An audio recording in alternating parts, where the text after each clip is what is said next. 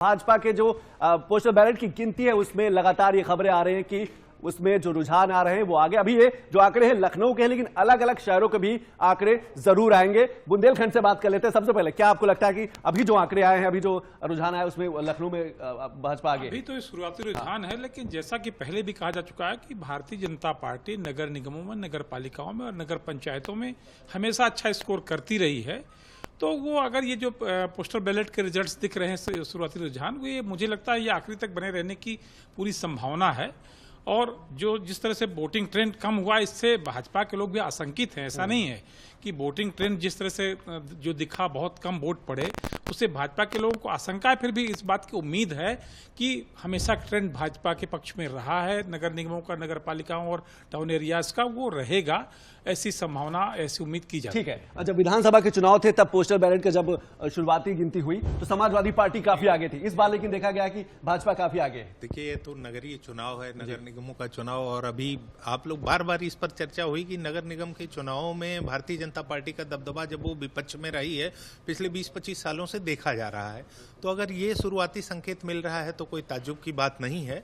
और लेकिन हम कहना यही चाहेंगे कि जो नतीजे आते हैं उसको अंत तक धैर्य के साथ देखना चाहिए, और अंतिम परिणाम ही कारगर होता है। तो अंतिम परिणाम को ही पर ही समीक्षा की जा सकती है। पर हम आपसे एक चीज कहेंगे कि इसके पहले जहां आपने बात रोकी थी महिलाओं को प्रत्याशी बनाने की आधी आबादी की दिशा में, तो एक चीज मैं कहना चाह रहा था कि विधानसभा के चुनाव में अभी 1 साल बीते हैं कि आपने देखा कि एक पार्टी ने, कांग्रेस पार्टी ने लड़की हूं, लड़ सकती हूं का नारा देकर खूब महिला प्रत्याशी दिए, और नगरीय निकाय चुनाव में महिला प्रत्याशियों की उनकी संख्या सबसे कम है। तो उन लोगों ने प्रत्याशी उतारे, उनको सफलता नहीं मिली। राजनीतिक दल सफलता के हिसाब से प्रत्याशी उतारते हैं, यह एक दुखद संकेत है। राजनीतिक दलों को आधी आबादी को भरपूर मौका देना चाहिए, और आधी आबादी निश्चित तौर पे कदम ताल कर रही है। अब दुनिया में इतना आगे तेजी से जो तरक्की कर रहा है, इंटरनेट का दौर है, और महिलाएं हर क्षेत्र में वो जहाज उड़ा रही हैं, तो राजनीति में भी वो किसी से पीछे नहीं रह सकती कहा कि महिलाएं हर क्षेत्र में आगे हैं, वो सशक्त हो रही है, और इसीलिए सरकार भी प्रयास करे। विजय जी, कैसे देखते हैं कि आपको बिल्कुल संतोष, एक और बड़ी खबर आ रही है हमारे पास अयोध्या से जुड़ी हुई। अयोध्या में भी बीजेपी जो है आगे चल रही है। लखनऊ में पोस्टल बैलेट की गिनती में भाजपा आगे चल रही थी। अयोध्या से भी हमारे पास एक बड़ी खबर आ रही है। अयोध्या में भाजपा मेयर प्रत्याशी पोस्टल बैलेट की गिनती में चल रहे हैं आगे। किस तरह से आप देख रहे हैं लखनऊ और अयोध्या दोनों की अगर बात की जाए तो दोनों जगहों पर अभी तक जो रुझान आ रहे हैं उसमें भाजपा आगे चल रही है। जी संतोष, बिल्कुल सही कहा कि भाजपा आगे चले। अभी तक के जो रुझान आ रहा है और पोस्टल बैलेट की गिनती शुरू हो गई। विजय जी, कैसे देखते हैं? विपक्ष में भी जब भाजपा थी तब भी वो नगर निकाय में वो उसका कब्जा था। नहीं, बीजेपी तो चैंपियन है नगर निगमों के लिए, नगर निकाय के सारे चुनाव के लिए। और अयोध्या का और लखनऊ का जो रुझान आया पोस्टल बैलेट का, निश्चित तौर पे बीजेपी के खेमे में तो बहुत उत्साह होगा ही। लेकिन जो अपोजिशन है उसके लिए चिंता बढ़ेगी कि अगर पोस्टल बैलेट में बीजेपी आगे है, यानी कर्मचारी और जो बाहर नौकरी करने वाले लोग अगर बीजेपी को इस तरह से वोट कर रहे हैं, तो आगे का ये तो आगाज है, अंजाम क्या होगा तो वो अपोजिशन जरूर सही कहा, ये आगाज है, अंजाम क्या होगा। क्या देखते हैं अयोध्या में भी आगे और लखनऊ में भी आगे पोस्टल बैलेट की गिनती में भाजपा? देखिएगा, ये जिसको कहा जाए कि अभी बहुत ही शुरुआती दौर है, और पोस्टल बैलेट में जिस तरह से भारतीय जनता पार्टी आगे दिख रही है, तो ये है कि पढ़े लिखे लोग और जो खासतौर से सरकारी नुमाइंदे हैं, अगर उनकी भी पसंद है सरकार, ये माना जाता है कि जब भी कोई दल सत्तारूढ़ में दल रहता है तो निश्चित तौर से कर्मचारियों में नाराजगी और निराशा होती है। तो ये एक तरह से कहा जाए कि शायद सरकार के प्रति उनके कर्मचारियों की आस्था अभी बहुत अधिक बनी हुई है, बहुत अधिक बनी हुई। कैसे देखते हैं, क्योंकि लगातार अयोध्या की बात कर रहे हैं, लखनऊ की बात कर रहे हैं, और जो शुरुआती रुझान है काफी दिलचस्प आ रहा है। अभी हालांकि बहुत कम समय बीता है, लेकिन क्या आपको लगता है कि ये रुझान अभी धीरे धीरे? संतोष, एक और बड़ी खबर हमारे पास आ रही है। मथुरा में नगर निगम के मेयर पद पे भी भाजपा प्रत्याशी विनोद अग्रवाल आगे, यानी कि अयोध्या, लखनऊ और मथुरा के रुझान आने शुरू हो गए हैं, और भाजपा के जो प्रत्याशी हैं वो आगे चल रहे हैं। मथुरा में भाजपा प्रत्याशी विनोद अग्रवाल आगे, बड़ी खबर आ रही है हमारे पास। संतोष, बिल्कुल कहा आपने, सही कहा कि लगातार जो रुझान है वो बढ़ते जा रहे हैं। जी, मैं ये कहना चाहूंगा कि देखिए, राम की नगरी, कृष्ण की नगरी और लक्ष्मण की नगरी, तीनों जगह से बीजेपी आगे है, तो जाहिर है कि काशी भी ऐसी रहेगी। बिल्कुल सही जी। देखिए, काशी तो इसलिए और सिग्निफिकेंट है कि जो उधर जो विधानसभा में विपक्ष ने स्कोर किया था, और उसके बाद जो प्रधानमंत्री वहां से आते हैं और वहां से ब्लैंक भी हो गया था जब क्या नाम है सत्ता पक्ष, तो और उसके बाद अगर बीजेपी थोड़ा आगे ठीक करती है, काशी को ठीक करती है, और क्वेटो बन रहा था, लोगों को सुंदर हुआ है, लोगों को दर्शन करने अच्छा है, धार्मिक जो पर्यटन है वो बढ़ा है। बिल्कुल सही कहा आपने कि पर्यटन बढ़ा। और क्या आपको लगता है कि स्थानीय मुद्दों के अलावा कुछ बड़े मुद्दे भी मतदाता के दिमाग में, जहन में रहे हैं? देखिए, शहरी सरकार जब बनती है तो मतदाता तो हर जागरूक होता है। शहरों में रहने वाला ज्यादातर मतदाता पढ़ा लिखा है और वो सोचने में तो बहुत आगे रहता है।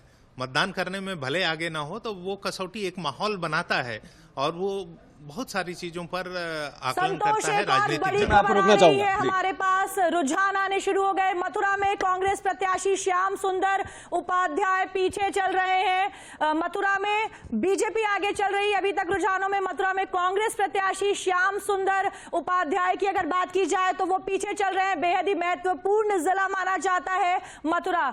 जी संतोष। बिल्कुल, मथुरा में श्याम सुंदर पीछे चल रहे हैं, कैसे देखते हैं? कांग्रेस पार्टी तो देखिए नगर निगमों में पिछली बार भी किसी नगर निगम में उसका खाता नहीं खुला था, तो श्याम सुंदर उपाध्याय मुकाबले में है। अगर चर्चा में आ रहे हैं तो कांग्रेस पार्टी के लिए तो महत्वपूर्ण है, लेकिन भारतीय जनता पार्टी के लिए जो भी आध्यात्मिक नगरी है, चाहे काशी हो, मथुरा हो, अयोध्या हो, वहाँ भारतीय जनता पार्टी ने बहुत मेहनत की है और मुख्यमंत्री खुद ही आस्था के प्रतीकों को उसके विकास के लिए, वहाँ सुशासन के लिए, वहाँ स्वच्छता के लिए मुख्यमंत्री ने व्यक्तिगत रुचि लेकर इन नगरों में काम किया है। तो मतदाता जाहिरा तौर पर, लेकिन मथुरा एक ऐसा नगर निकाय की बात की, मथुरा एक ऐसा जिला था, एक ऐसा शहर था जहां सभी राजनीतिक दलों ने निर्दलीय प्रत्याशी को सपोर्ट कर दिया था भाजपा प्रत्याशी के खिलाफ। क्या इसका असर नहीं देखने को मिल रहा? जी अशोक जी। जी, जो श्याम सुंदर जी हैं ये पूर्व विधायक रहे हैं और कई बार विधायक रहे हैं और स्विच ओवर करते हैं, इनकी तो लॉयल्टी भी बदलती रहती है, तो अभी मेयर में आ गए। लेकिन कई सभी राजनीतिक दल। संतोष, एक और बड़ी खबर आ रही है हमारे पास अमेठी से। अमेठी के गौरीगंज नगर पालिका में पोस्टल बैलेट के लिए पड़े 4 वोट, 2 भाजपा और 2 सपा को मिले। बड़ी खबर, बिग ब्रेकिंग अमेठी से हमारे पास आ रही है। अमेठी के गौरीगंज नगर पालिका में पोस्टल बैलेट के लिए पड़े 4 वोट, 2 भाजपा और 2 सपा को मिले। संतोष, तो शुरुआती रुझान में कांटे की टक्कर देखने को मिल रही। अलग अलग जो रुझान आ रहे हैं, चाहे अयोध्या की बात करें, लखनऊ की बात करें, अमेठी की बात करें, मथुरा की बात के, लगातार जो रुझान आ रहे हैं, कांटे की टक्कर देखने को मिल रही है। हालांकि जो पोस्टल बैलेट की गिनती है उसमें भाजपा अभी आगे है, एज पे है, लेकिन जो आंकड़े हैं, जैसे जैसे समय बदलता जाएगा वैसे वैसे ये जो रुझान है वो भी बदलते जाएंगे। बात मथुरा की कर रहे थे। मथुरा की जो सीट थी काफी दिलचस्प मानी जाती है, क्योंकि सभी राजनीतिक दलों ने एक निर्दलीय प्रत्याशी को सपोर्ट कर दिया भाजपा के खिलाफ। जी, इसलिए सपोर्ट कर दिया क्योंकि बीजेपी वहां बहुत मजबूत है। उन्हें लग रहा था कि अकेले कोई नहीं हरा पाएगा, तो उन्होंने साझा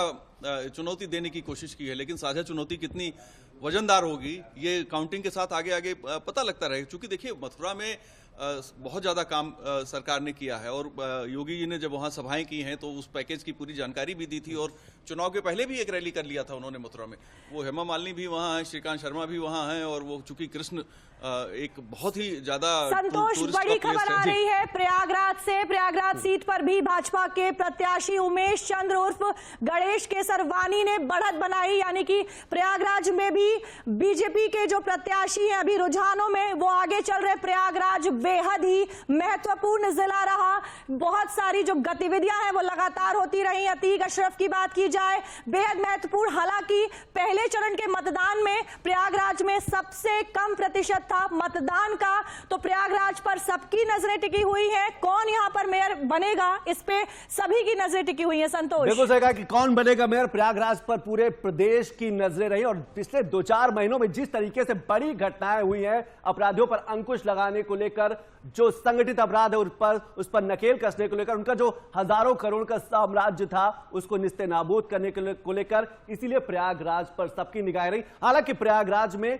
जो मतदान है वो बेहद कम हुआ था और इसीलिए जो सियासतदान है, जो सियासी दल है, उनका सस्पेंस बरकरार था। जी, प्रयागराज सबसे महत्वपूर्ण इसलिए भी है कि वहां उप मुख्यमंत्री केशव प्रसाद मौर्य, मंत्री नंद गोपाल गुप्ता नंदी और वहां के प्रभारी मंत्री स्वतंत्र देव सिंह, ये सारे लोग मिलकर के पूरी ताकत झोंके हुए थे। वहाँ नंदी, जो कि नंदी की पत्नी अभिलाषा नंदी वहाँ की मेयर अभी तक हैं, और उन्होंने वो तो तिबारा टिकट मांग रही थी, उन्हें टिकट नहीं मिला।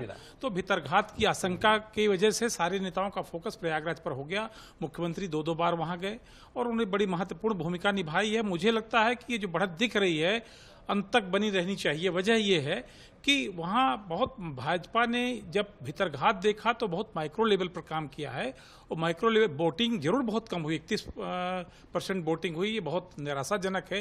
प्रयागराज जैसे प्रबुद्ध शहर के में इतनी कम वोटिंग, सबसे कम वोटिंग बहुत ही निराशाजनक के बावजूद इसके मुझे ये लग रहा है कि जो बढ़त शुरुआती दिख रही है आखिरी तक इसलिए बनी रहनी चाहिए कि 3-3 मंत्रियों, उप मुख्यमंत्री समेत 3-3 मंत्रियों की प्रतिष्ठा दांव पर है, और स्वयं मुख्यमंत्री ने वहां फोकस किया है, क्योंकि उनकी ही कैबिनेट के मिनिस्टर नंद गोपाल गुप्ता जाहिरा तौर पर भले ही वो भाजपा के साथ हैं, लेकिन ये समझा जा सकता है कि वो किसके साथ होंगे।